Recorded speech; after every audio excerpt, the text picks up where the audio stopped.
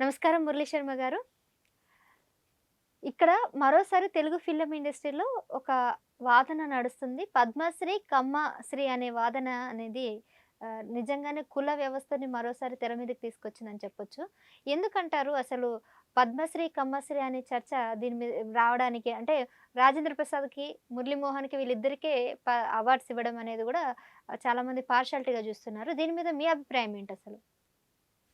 అవునండి. అసలు పద్మశ్రీ అవార్డ్స్ అనేటువంటివి మన భారతదేశంలోనే ఒక అత్యంత శక్తివంతమైన, గౌరవనీయమైనటువంటి అవార్డ్స్ అండి. కానీ ఈ మధ్య కాలంలో ఏందంటే దురదృష్టవశాత్తు కొంతమంది వివాదాలు చేయటం అనేటువంటిది కూడా జరుగుతున్నది. మన ఎంతో సీనియర్ నటులకు కూడా పద్మశ్రీ రాని వాళ్ళు కూడా చాలామంది కూడా ఉన్నారు. సో, పద్మశ్రీ కోసం ఎంతో ఆతృతతో కూడా ఎదురు చూస్తూ ఉంటారు.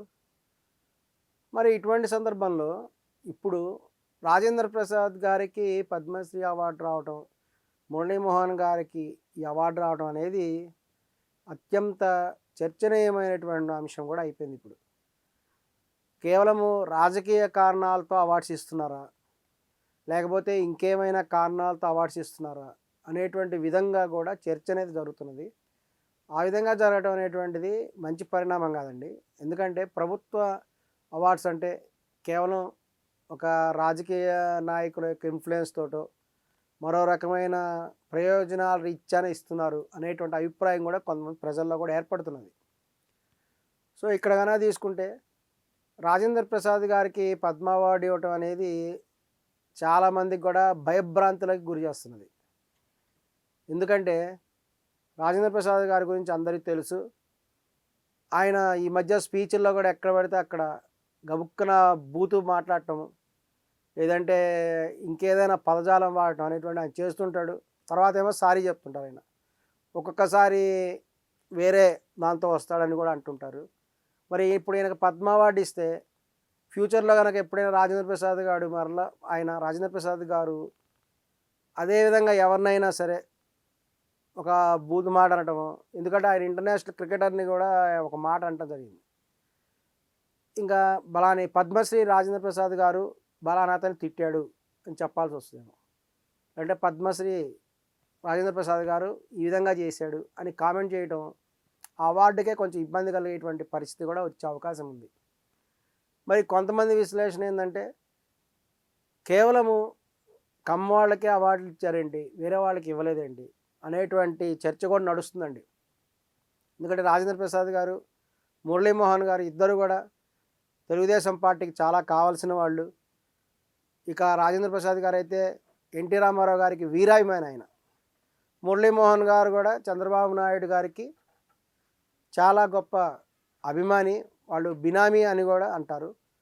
మరి ఇటువంటి పరిస్థితులలో రాజేంద్ర ప్రసాద్ గారికి, ఒక మురళీమోహన్ గారికి అవార్డులు ఇవ్వటం అనేది చంద్రబాబు నాయుడు గారి వలన మాత్రమే అవార్డు వచ్చింది. వాళ్ళు తెలుగుదేశం పార్టీకి ఫేవరబుల్గా ఉంటారు కాబట్టి అవార్డు వచ్చింది.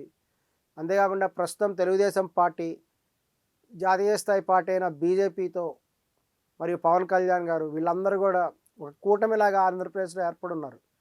కాబట్టి కేవలము చంద్రబాబు నాయుడు గారి యొక్క సపోర్ట్ వల్లే, రాజకీయ కారణాలతోటే ఈ పద్మశ్రీ అవార్డ్స్ ఇచ్చారు అనేటువంటి మాట కూడా వినపడుతున్నది. దాంతోపాటు కూడా వీరిద్దరూ కమ్మ సామాజిక వర్గం చెందినటువంటి వాళ్ళ కేవలం కమ్మ వాళ్ళకి అవార్డ్స్ ఇస్తారా అనేటువంటి బయట వాదనలు కూడా జరుగుతున్నాయి. ఇంకా ఈ మధ్య కాలంలో కూడా ఈ యొక్క రాజకీయ కారణాలతోటే ఈ కులాన్ని గురించి మాట్లాడటం చాలామంది జరుగుతున్నది. అంతేకాకుండా ఒక లక్ష్మి అనేటువంటి ఒక ప్రముఖ వ్యక్తి కూడా సంక్రాంతి పండుగ అంటే కమ్మవారి పండుగ అని కామెంట్ చేసింది ఆమె. దాని గురించి కూడా తీవ్రమైనటువంటి సమాజంలో కూడా డిస్కషన్ అయితే జరిగింది. ఏమైనా ఈ అవార్డ్స్ ఇచ్చేటువంటి అప్పుడు వాళ్ళు అన్ని సామాజిక వర్గాల్ని సంతృప్తిపరిచే విధంగా ఇవ్వాలి. మరి అలా కాకుండా కేవలం ఒకే కులానికి చెందినటువంటి వాళ్ళకి ఇవ్వటం అనేటువంటిది నిజంగా కూడా ఇది ప్రభుత్వానికి ఇబ్బంది కలిగించేటువంటి విషయమే.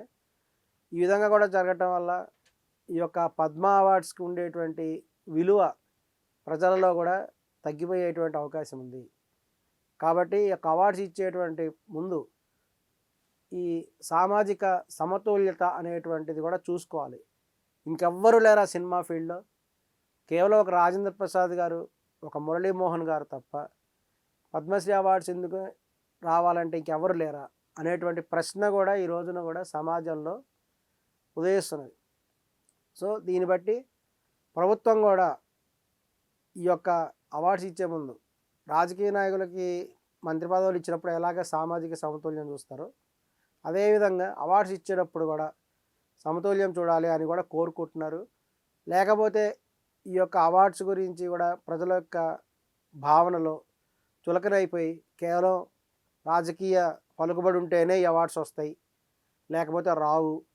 అంతేకాకుండా కొన్ని కులాల వాళ్ళకి అవార్డ్స్ ఇస్తారు, వేరే కులం వాళ్ళకి ఇవ్వరు. ఈ విధమైన అభిప్రాయం ప్రజల్లో ఏర్పడేటువంటి అవకాశం కూడా ఉంది.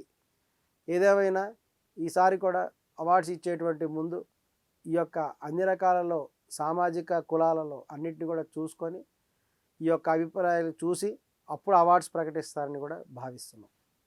నమస్కారం. థ్యాంక్ యూ మురళీ శర్మ గారు. చాలా విషయాలు మాతో తెలియజేశారు. నమస్కారం.